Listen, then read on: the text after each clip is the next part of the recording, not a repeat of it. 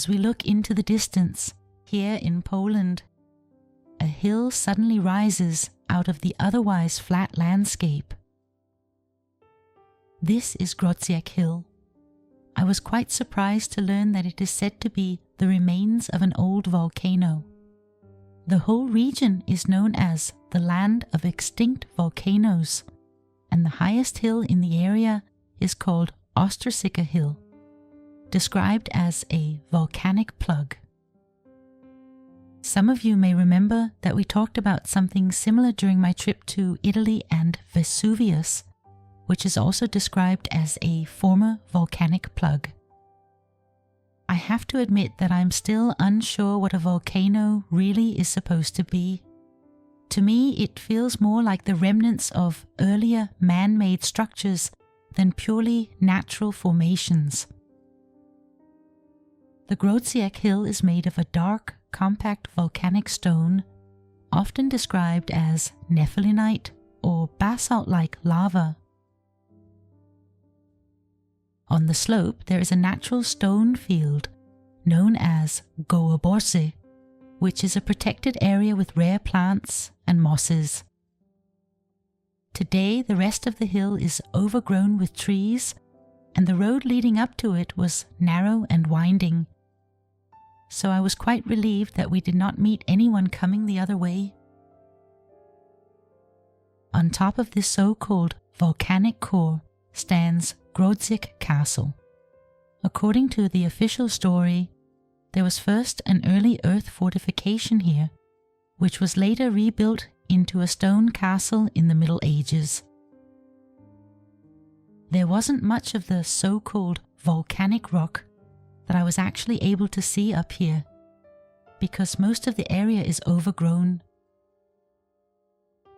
There was just this small spot under the bridge where a little of it was visible. But in this old photograph, we can get a better view of some of the material the castle is built on. It appears that the castle has been destroyed and rebuilt several times throughout history. For long periods it stood as a ruin, and most of what we see today comes from later reconstructions, where a romanticized version of a medieval castle has been recreated and in some ways even invented. So, I actually found the outer parts of the site more interesting than the reconstructed center.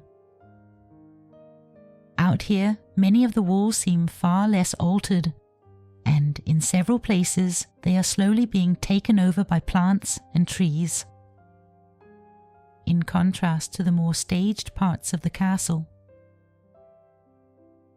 Nearby, I also found a pile of old roof tiles, most likely from one of the later reconstruction phases, which again reminds us how many different building layers this site has gone through.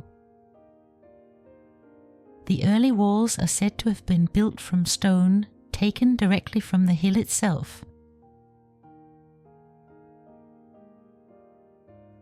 In fact, many of the houses in the nearby village are also said to have been built from materials taken from this hill.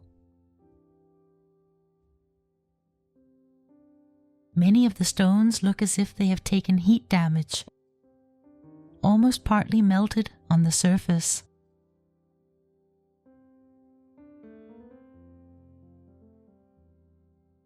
And another wall from the castle.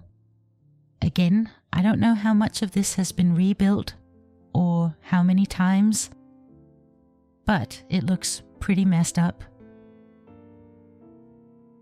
Today the castle is used for events, and many of the interior rooms were created or reshaped during these later reconstruction phases.